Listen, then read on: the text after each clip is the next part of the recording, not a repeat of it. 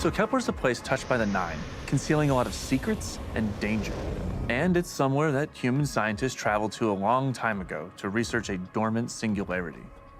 While living on Kepler, not only did they observe the collapse, they survived it.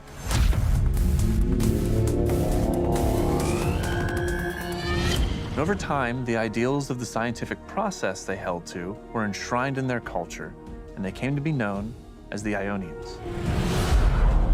The Elixni House of Exile arrived during the Dark Age, weary from the Long Drift. They didn't invade Earth with the other Elixni houses. Instead, they sought a new home, which they found alongside the Ionians. But the dark matter that permeates Kepler and that they converted into the ether they need to survive ended up being toxic. So when the Ionians failed to cure them, the house rose up under an archon, claiming to be blessed with prophetic sight. Now, the House of Exile is full of zealots, and they'll stand opposed to the Guardian as they walk the winding pathways of Kepler, learning more about what called them there in the first place. Guardian's paracausal power acts as a catalyst for the normally corrosive force of dark matter.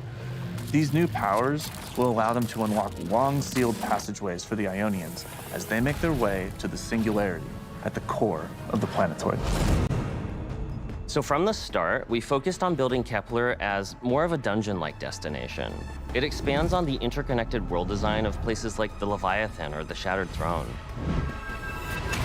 As you fight your way across Kepler, you tap into dark matter abilities and unlock enemy tech that expands your navigation and aids you in combat.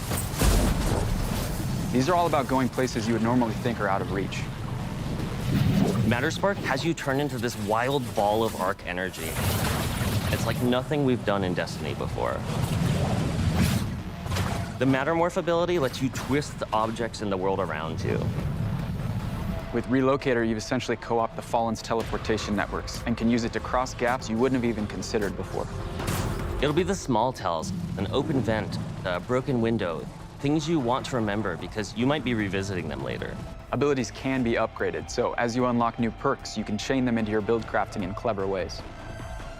By far, the most game-changing is one of Matterspark's upgrades. On Kepler, it lets you turn into Matterspark the same way you'd summon a sparrow, wherever and whenever. It will optimize not only exploration, but also combat on future playthroughs in super creative ways.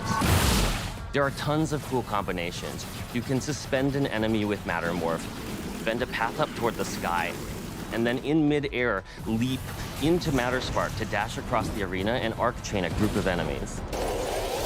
The team has already seen players pairing abilities with different exotic perks and aspects to create some really crazy builds. We know this is only the beginning and can't wait to see what happens once players get their hands on this kit.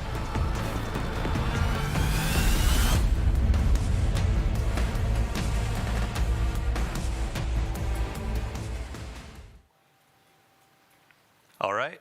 Hello, welcome to Bungie, and welcome to our Destiny 2 Edge of Fate live stream. This will be the first live stream that we have leading into launch. Big shout out to the folks that we had on our Dev Insight video. We were just talking about Kepler, destination abilities, some of the secrets of Kepler and the Aeonians, but we're going to leave that for a later date for you to discover. Today we're going to be talking a bunch about Sandbox. We have a bunch of core feature updates with Armor 3.0, gear tiering, some new loot for you to grind out, and a bunch of cool things to show. So without further ado, let's get to it. We have a wonderful panel of developers on our couch. Some of them are new, some of them you've seen before. But yeah, let's start out with Eric. How you doing? I'm good. Thanks for asking, Dylan. Yeah. For folks that maybe haven't seen you on a previous live stream where you've talked about burst weapons and all the cool ability stuff, who are you? What do you do? Sure. I'm Eric Smith, gameplay lead on Destiny 2, and I'm excited to dive into our Sandbox changes. Awesome. Vivian, hello, hello. Welcome to the live stream format. We've seen you on Vidocs from time to time, but yeah, for folks that haven't met you, seen you on our Vidocs. Who are you? What do you do? Yeah, I'm Vivian Bex. I'm a sandbox designer on Destiny. I get the privilege of making like a lot of the toys that players get to use, you know, like weapons and stuff. Recently, I've kind of been all over the Sandbox team, and I have some very exciting stuff to show today. I'm really excited. Man. Yeah, we'll get into that in a minute. And last but not least, end of the couch, Bjorn. Taylor Bjorndal. How you doing? I'm doing great. Happy to be here. Who are you? What do you do here, buddy? Taylor Bjorndal, associate weapons designer, sandbox designer. I've also bounced around and done a lot of stuff. Excited to talk about all of the million things we changed. Yeah, right. I think the last time we had you on the couch, we were talking grid skipper rolls and things like that. Yeah, it's been a bit. Yeah. So as we're diving into this, we have quite a bit to go through in the show. And to start, we're actually going to be in the shooting range. We're going to have our gameplay specialist going through, showing you some of the new weapons, some of the new ability or exotics that are going to be coming. But this will be playing in the background. You'll see them tuning a couple different enemies, playing around, damage types, that kind of stuff. To start with our panel, though, let's talk Armor 3.0. Eric, if we can talk about, like, where did we start with ammo? Where was it back in the day? Where are we going? What's the high-level vision for our changes? Yeah, so when Destiny 2 launched, we had armor in the game, but there were 3 stats. There were no mods available. And then with Shadowkeep, we hit Armor 2.0, where we added 3 additional stats for a total of 6, and armor mods as well. And this is the next evolution for the new saga of Destiny 2. In Armor 3.0, we are adding, or we're reworking the stats. We're adding set bonuses, and we are adding gear tiers as well. Yeah. And the goals with Armor 3.0, so one, we want to make armor more exciting and desirable. When's the last time you saw a purple armor dropped and you were, thrilled to go pick it up and see what was inside? And then we want to rework the stats to make sure no stat is left behind, no stat feels mandatory, and give you further depth of build crafting in your armor rolls, essentially. Yeah, and then an underlying goal as well that I've seen you execute upon in the team really is approachability. There are a lot of new UI tools where you're hovering over perks, stats, all that kind of stuff. You're seeing actual percentages, you're seeing more full descriptions for things, helping newer players or returning players get reacquainted with the sandbox of Destiny. Yeah, in this release and in coming releases, we are absolutely focusing on making the game easier to digest and understand what's going on. And this, looking at the shooting range here, is a great example of this, like where I can just go and see how much damage I'm doing, and test out my weapons, test out these builds, and see the actual changes that my new armor and whatnot is giving me. Yeah, and you can load in here with a full fire team of 6 if you want to check out raid boss damage, or just come in here by yourself if you're on Discord talking to friends, shooting the stuff. So let's really quick talk about stats. This is one of the major overhauls. A couple things are leaving, a couple things are being added. Really quick, if you could get a quick scroll through some of the stats, go ahead and give us. Yeah, so we've removed some stats. We've removed resilience. We've removed recovery. Mobility. Yes, and mobility. So instead, starting from the top, we got health, then we have melee and grenade, super, class, and then our weapon stat. So this is an entirely new suite of stats, does different things. All of our stats now, instead of going to 100, they go to 200. So once you go above 100, you get an additional benefit put on top of the 0 to 100 benefit. And these, on the ability side, we are giving you kind of your uptime and how much energy you're getting in the 0 to 100 range. And then the 100 to 200 range, we're increasing things like damage, things like survivability, which is somewhere we've never really, gone into. And it's going to really give players more tools to customize their build, kind of pinpoint a single, like, I'm going to be this badass grenade thrower that's just doing shit tons of grenade damage, or I could be more defensive or more weapon focused and all of this, right? Yeah, we haven't had like a weapons stat before, and it's sometimes been you'd have to like hook into the artifact to make like a true weapons build, and we've kind of pushed further into that world. Yeah, absolutely. Yeah, I think we saw some questions specifically about the weapon stat and PvP. I know y'all have been balancing in the PvP, making sure this is kind of like cherry on top. It doesn't change the time to kill too much, but it's kind of like a cost balancing factor, right? If you want that extra damage, you lose out on grenades, things like that. Sure, yeah. So if you want to go all in on weapons, like your weapons are going to be more potent than they were before, but it's at the expense of your other abilities and that sort of thing. So we have done extensive testing to make sure we're not breaking PvP. That said, in the first day that this comes out, the amount of hours being put into this by genius members of the community is going to dwarf what we've done. So it's a little bit scary how much change we've actually put in this. The team's worked so hard across the entire game. Everything you hear today it's not apples to apples with the pre-Edge of Fate numbers and feel of the game. It really across the game we have just changed so much. It's very different. It's not really easy to compare the experience of what's going to be in the next release to what people are playing right now.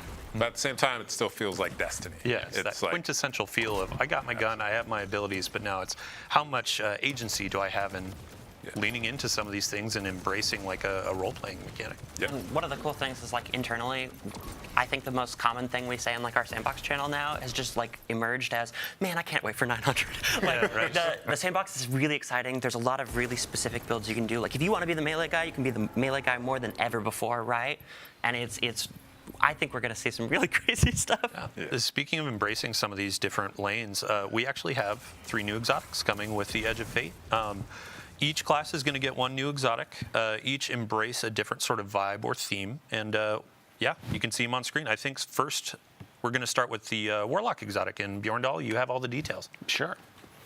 Yeah, so first we have Yunoya, which is Warlock exotic themed around the Hellion aspect. What this does is after your Hellion fires, after a certain amount of time, the projectile is going to shatter into a bunch of submunitions that will like seek nearby units and scorch them. And so it kind of like adds a little bit of like skill play to something that was kind of more of a passive aspect in the past. Yeah, and I think in the shooting range we can see like it can be both a single target or a group sort of ad clear exotic, right? Yeah. It can kind of serve multiple roles, just kind of like amping up something that was like a trusty old tool to be something a little more that you have to like manually aim. Mm-hmm. Yeah, and you can like, because it like splits in mid-flight, you can kind of like control your spacing to like control the grouping of it. If you want to hit one target, you know, if you're at the right distance, you'll hit all 5, yeah. And they'll like burst way earlier than before. Or if you like get way back, you can just blanket a region. Love it. Yeah, and we can see on the screen too, like some of the looks of the exotic and the Hellion have changed. Yeah, so like while you're using the exotic, the Hellion itself, like the little solar buddy, will have the same X that the gauntlets do. So it's like a nice little nod to like match the exotic. Love it. This thing looks so metal. I'm like so about having that big gas canister on my arm. Having that like flamethrower Warlock arm is so cool. I may have to start switching play Warlock. Love it. Next up, I believe we have Hunter on docket. Yeah, so the Hunter exotic is Morai, which is a strand-themed exotic that's about your threaded spike and tangles, where you can basically like yo-yo a tangle from out in the field back in your hand and then throw it again. So the way this works is if you have a tangle out in the field, you throw your strand Hunter melee at it, it'll pop the tangle and then bring one back to you that if you catch the spike, you'll get another tangle. So you can like duplicate a tangle, which works really well with a lot of Strand Hunter aspects like Whirling Maelstrom and just like the existing tie-in with like grappling to a tangle. Oh so boy. You get like even more mobility and a lot of like ad clear potential. And also it will return more energy when you catch it as well. So like even if you don't hit anything or you don't grab a tangle, so it helps you keep that engine going. Yeah, you can see the strand energy attached to the threaded spike. So if you grab that, I love how we're rewarding that like perfect grab. Yeah. I can already hear people yelling spin to win as they're spamming these things, right? Yeah, I mean you can have 3 Beyblades out in the field at any time, essentially. It's And you're like zipping between the tangles with grapple. It's cool as hell. Yeah, it's very strong. It's also going to be very strong with this artifact upcoming, which we'll talk about. But another cool tidbit about this is the threaded spike will bounce to the tangle from enemies as well. Yeah. So nice. It's something that has a lot of easy use and really rewards skill at the same time.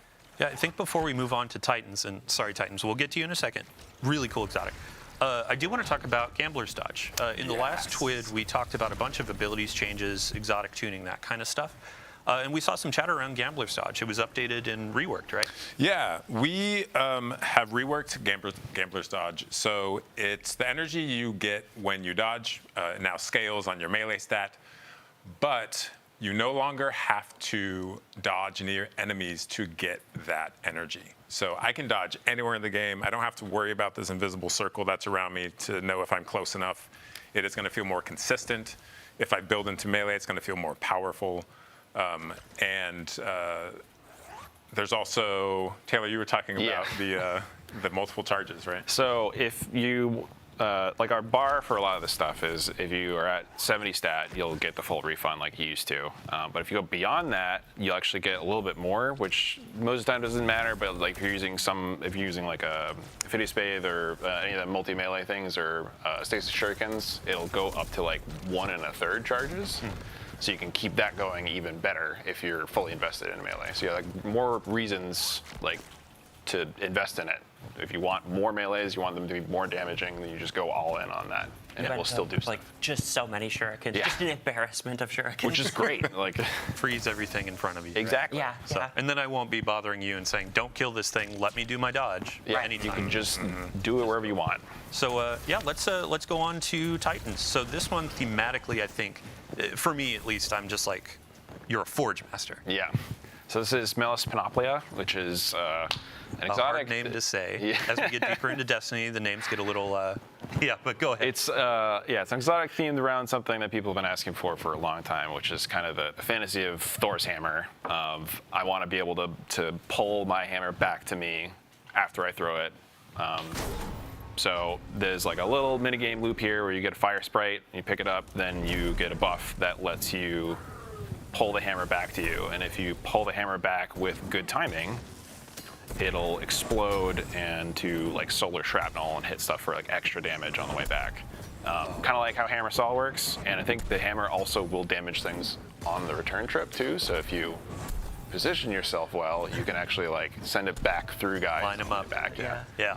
Yeah, we've wanted to do this for a long time, but it's been kind of a scary... Complicated. Yeah, it's hard to balance this sort of thing where it's like it returns all your energy, but it also, you can pull it back to you at any time. So Alex, our designer, really knocked it out of the park as far as It came out so well. the balance and the activator and the... Performance. Yeah, the performance. Yeah, you were talking about the animation, right? Yeah. Before this? I love the performance on this thing.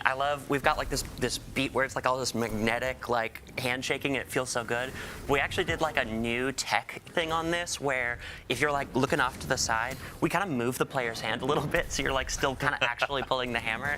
And that's like the first time we've done that with like a world object, and it's very cool. It feels really good. Awesome. It's super satisfying. Yeah, I think so. We're going to be getting into some more gameplay and an actual activity in a minute. But before we go, I do want to ask for stats. And actually, two things. With your exotics, there are going to be gear bonuses that you can build on top of, correct? And that's a new Armor 3.0 feature. Yeah, so gear bonuses when a new armor set drops. If you have 2 or more pieces from that armor set, you will get an additional perk. If you have 4 or more pieces from that armor set, you will get another perk on top of that. So I could take 2 pieces from one set, 2 pieces from another set, and then an exotic. And I have like more perks than I've ever had before on my Guardian. And it's really enables you to expand your build crafting in new ways. Yeah, I makes think it we have an example of this in the build right now. If gameplay specialists could inspect an armor piece, you can see, here's some of the destination armor bonuses that you can get.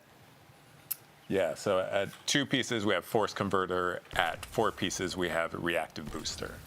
And, sorry, go for it, Vivi. Okay, I was just gonna say these are unique to the armor set itself. Something more than just like cosmetics that you might want out of these. Gives you another reason to like go to a specific place and pursue a specific armor set besides just fashion. Although fashion is still very important. You can Very still important. use your armor synthesis and put the looks on these. Yeah, and I mean, we also get to make perks that are like, I'm the this guy, you know, because you're investing so heavily in the 4-piece perk. But what's really cool about this is like, I think this is going to be very cool at live when we like launch. But I think in like 2, releases or whatever, just a little bit in the future, we're going to see people go like, hey, remember that armor that I Mixing got? like something from 2 seasons ago. Right, with the now. 2-piece perk from Kepler is really cool with whatever, and we're really excited about that. Yeah, and then the second piece of this is going to be for the stats rework. Some of the fragments are going to be reworked as well to adopt new stats or change, right? Yeah, so fragments still can adjust your stats up or down depending on your build. And some of these, because we've deprecated some of our perks, or stats rather, some of these are new. Like we're gonna have, some of these will have weapon stat, which never have happened before, which just opens up new build crafting avenues. We're gonna kind of wait and see how this lands, how the dust settles for all of the stat stuff before we go in and adjust these further. But yeah, I think players have a lot of different ways to build out their stats and become the grenade master, the weapon master, and whatever they want to do. So quick shout out, Dark Slifer, Childish CG, and Snivvyland for those last two questions. They actually asked them ahead of time. Feel free to keep dropping questions in chat. I'm glancing down here every so often. Now it is time to move on and let's talk about some new stuff. Vivian, you have been very excited about a new weapon archetype that is coming with the Edge of Fate. I sure am. For centuries, humanity has wondered, what would a legendary bow look like in the heavy slot? And today I have your answer. For Edge of Fate, we are building a crossbow. It plays like a new archetype, but it is technically a bow for the purposes of, it's gonna fill all your bounties, that kind of stuff. Now, so when we went to go make this, we knew it was a very cool fantasy, right? We want the feeling of really drawing it back and it hitting a single target and doing a ton of damage. But we do have linear fusion rifles, right? And that's always the question is what does this do that's different? What's the fun gameplay here? And we settled on, well, when you shoot that big heavy bolt and it hits your target, you can just go pick it back up. So this thing theoretically is a heavy weapon with unlimited ammo.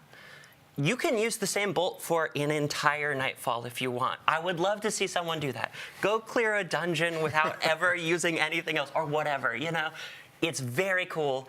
You have to put yourself in danger, you have to go grab it, but it's just such a satisfying loop to just pull it out of some, dead hive, just put it in the rail, pull it back, use the same bolt to shoot someone else. It's great. I saw last week in a PvP playtest, I saw someone run the entire map with a single bolt, and they just kept it alive for minutes on end. That was me. I'm sorry. I can hear the PvP mains when you said infinite heavy ammo. They're like, oh, excuse no. me, Yeah, but you gotta go. You pick gotta that go thing up. get it. Yeah. So it's not free, but it is very potent. Yeah. And in PvP, you only get the one. You got to get the headshot, and it's very funny. It ends up being this game of keep away, where you're we cannot let Taylor get near this thing. So as we're going into this activity, we'll get some gameplay footage. This is a good example of the portal system that we'll be talking about next week on July 1st. Make sure to tune in. But we're going to be taking some content from just the history of Destiny, and it will be in the portal to go in and play. Power progression, we'll be talking about that next week, so stay tuned for that. Vivian, back to the heavy crossbow though. You were talking about this being legendary, so that means random rolls, and you had mentioned bolts. Yes, yeah. So we had a really fun opportunity when we were making this, where we go to the talent grid, and we always want to make stuff kind of new and different. And we got to the talent grid, and we were like, this thing does not have a magazine. We cannot put magazines on this, right? And it gave us the opportunity to really go, what would a different magazine plug system look like? And so what we ended up going for is we have bolt types, and the bolt types, instead of just being stats, they're going to alter the way the bolt actually behaves out in the world. Yeah. So we've got, one of them is explosive bolt, where it's gonna put in a target, it'll beep, beep, beep, beep, and it'll just explode, kind of like a grenade launcher. And then we have, my personal favorite is that we have serrated bolts. I remembered to say the shipping name this time. Oh, you can say, yeah. If it doesn't have 3 names, it's not real game dev. Yeah. I never know when things go live. I never know. I'm oh, you guys know better than I do the names. Go ahead. But so we have serrated bolts, and you can put the bolt in a target with serrated bolts, and you can normally draw them back out of living targets, but if you have serrated bolts, they're gonna deal damage on the exit too. And it is so satisfying to land the final hit with the pull, and you just pull back your bolts and you get them, and they just go flying. I'll take that back. Yeah. When you first brought this up, I was just that's so metal. Yeah. Gimme. It's something.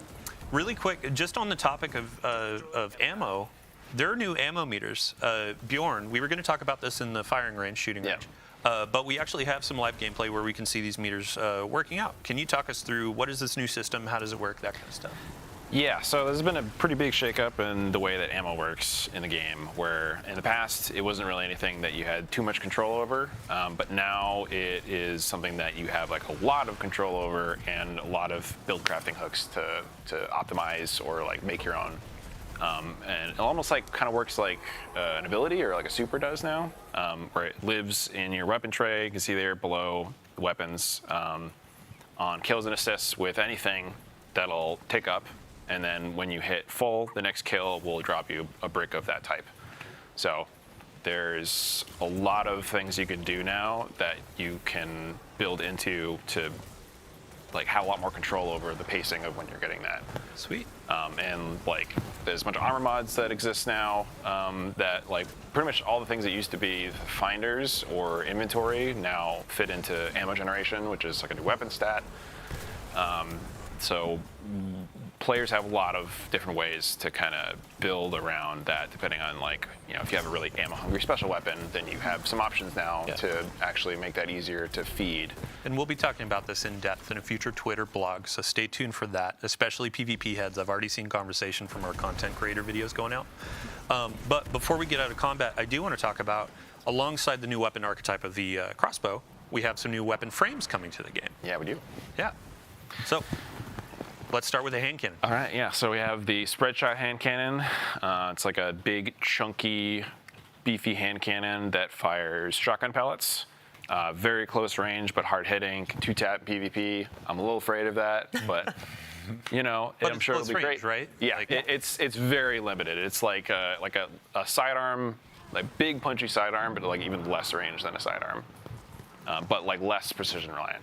This thing has become my baby in Yeah. PvP. I love this thing. It's pretty great. It's kind of like having like a sawed-off Yeah. that's like a primary ammo, and it is just so good if you play aggressive or you use like other abilities to hit people. It's or really just good want as like a to- mixer in between other stuff. Right, and that's exactly how I play, so I love this thing. And second, so shout out to Sammy Cat, resident bow lover. She does full solo dungeons, HUD off, bows only. We have a new bow frame that's going to be coming. Yeah, so we made a longbow, which is like a big, heavy war bow. Even slower draw than precisions, but more damage, and it has intrinsic overpenetration. So if you line up a bunch of thrall and you like hip fire a full draw, it'll just go straight through all of them with one shot.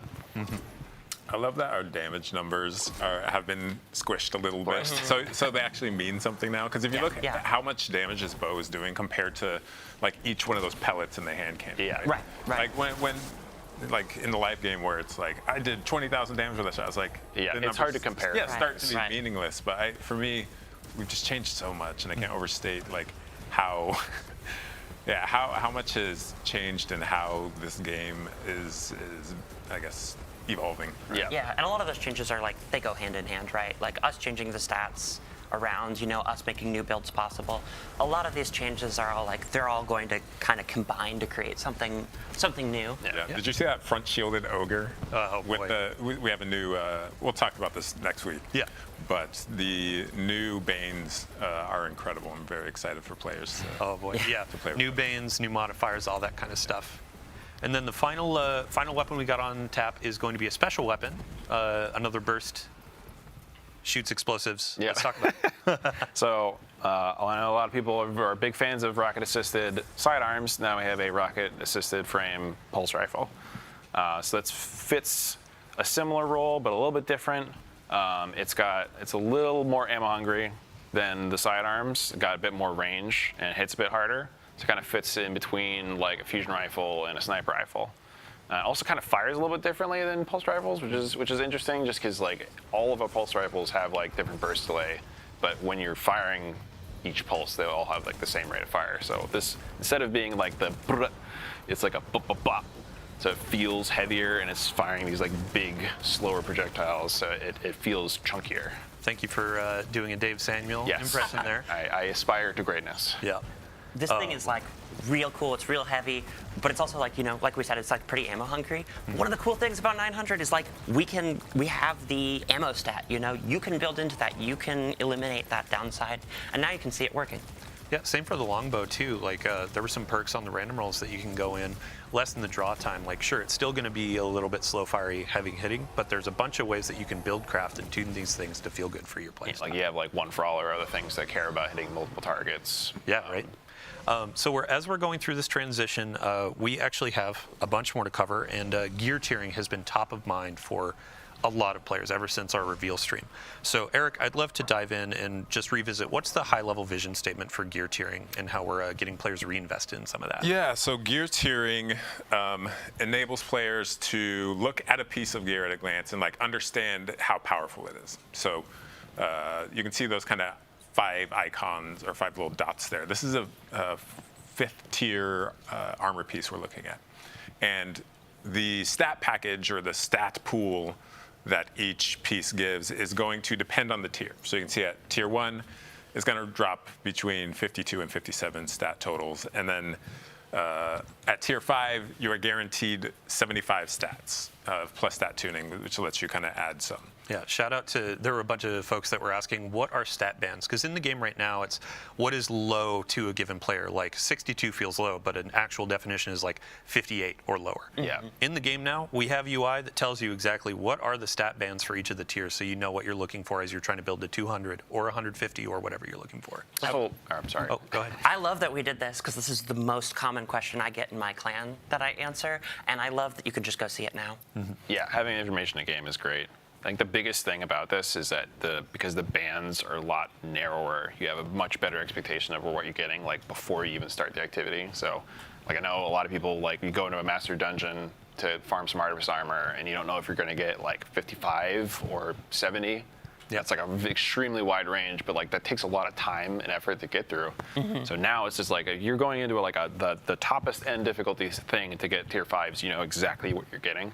Yeah. So it's significantly more likely that when you get your drop, it's going to be something valuable. It might not be valuable to your exact build, but it will be valuable. It'll be the stats total that you want. Yeah, yeah. Eric? Yeah, and with the new portal system, which we'll talk about next week, you're going to have a score goal that you want to hit to get that exact armor piece, and it's like more targeted farming or more targeted. If I want to chase a certain thing, like I know what I have to do to get it, and when it drops, I know what it's going to give me as far as the total value, right? Yeah. And it's just much more clear and exciting. So. And go ahead. I really like, we're mousing over here, the armor archetype. We now like display what things are going to be high on it and what things are going to be low. And they're like a little further apart where things are going to be spikier now.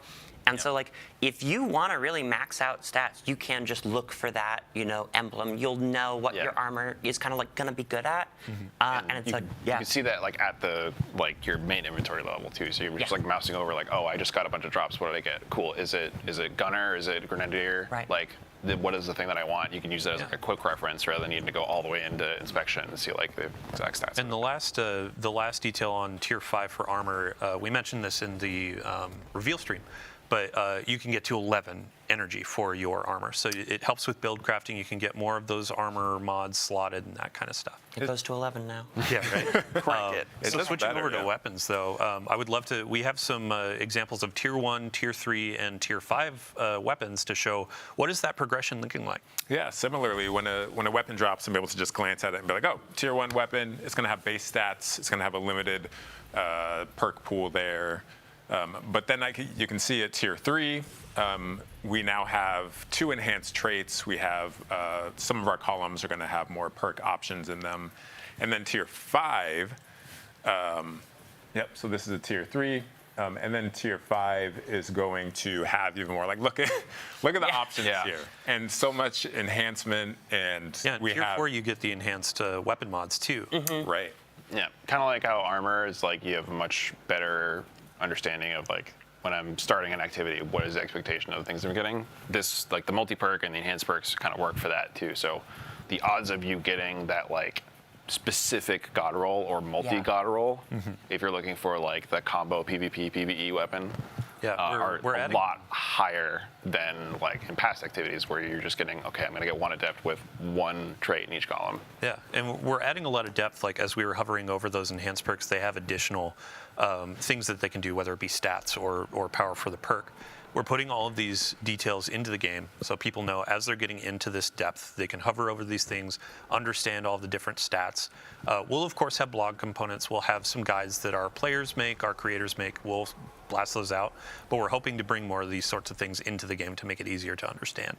So, yeah, that said, if you have a great weapon drop that, dropped this season or 5 seasons ago, if it's a good roll, it's a good roll. Like it's, just because it doesn't necessarily adhere to the tier system doesn't mean it is not equal or greater value in some cases. Yeah, there was this really funny reference that Mactix made, one of our creators, where he had this beautiful giant sword, and he's like, this is what I got today, and it has perfect rolls for a rocket launcher, et cetera, and here's my new tier 1 weapon that doesn't really have good perks. Like, what are you going to use? Yeah. So to answer the question, Shadow on Blue Sky was asking, are my weapons that I have right now or armor, like, is that going to be viable in high-end content? And the answer is, of course. There are going to be a couple things in here that add incentive to try out new things, but Vivian, you had kind of framed it as a cherry on top, right? Right. Yeah, and it's also like a way to, in the past, sometimes like the best way to get your path to power was like to do a lot of something. But now if you like do really hard activities as well, we're also just kind of rewarding you for the time there. Yeah, so right at the Talk 9. about feature gear stuff in relation to this. Yeah, we will in a second, but I just wanted to touch on right at the 9. Some folks were asking, like, what do these equate to in the tier system? And when you get an adept right at the 9 weapon, both of your columns are enhanced, all that kind of stuff. Like, it looks like a tier 3. It's going to feel like a tier 3 for a while. So there is a good handshake as you're going into Edge of Fate.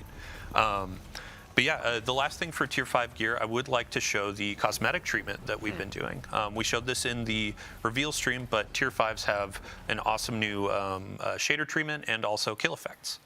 Yeah, so these basically on the weapons, they'll come with like fancy shader on it, and then something almost kind of similar to what we do with Sweaty Confetti, but now it's like a specific slot where it gets a custom kill effect that only comes on the Tier 5 variant. Yeah, and you can see with gear tiering, it's kind of learning a bunch of lessons through the years of Destiny. Like, kill effects are really cool. Players like this. Now we have a new slot for it. Players really like hollow foils as a chase in the game right now, and now we have Tier 5s where you get sort of a hollow foil style treatment for it. So it's been really cool to watch you all develop this over time. But to your point, this actually is a good segue into the next section where we're talking about new and featured gear and our artifact. So Eric, if you want to take the stage, What is new or featured gear? Yeah, so our new gear, when we drop new weapons and armor for a season or for a release, that is going to get a bonus. It's going to be a little bit stronger than your other options. So on the armor side, you are going to get a damage resistance bonus per piece you have equipped, and that is, it kind of scales by gear tier. So if I have 5 tier 1 armor pieces, I'm going to have 5% damage resistance against everything. But if I have 5 tier 5 gear pieces, I'm going to have 15% damage versus everything. So I guess, yeah. So it is something that allows me to have a little bit of an edge. It's a very small amount. It's a min-max sort of situation where if I wanted to wear stuff that is not in the new gear pool, like I am not at a huge detriment. Right. But Something that gives you like that little bit of edge to like inch out into like the highest tier stuff when you like really need just a little bit more health or a little bit more damage. Yeah, speaking of damage, so you can see that the max is actually 10%. This is a clarification. We invited some folks into the studio to look through all of this. The original number was 15%. It's actually 10% on your additional damage when you get all your tier 5 weapons equipped.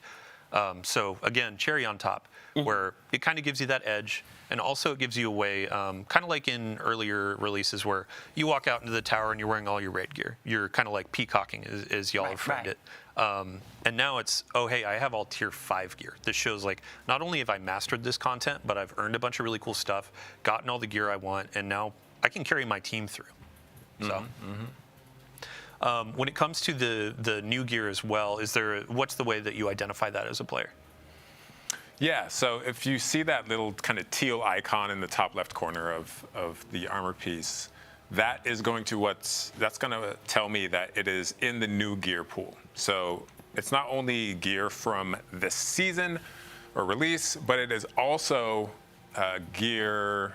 It's like a collection of exotic pieces as well. Yeah, so. If we hop into the collections really quick, there's actually a new section that's going to show, here's our featured gear. So if you have some things from previous releases, those are going to be a part of the build crafting as well. Correct.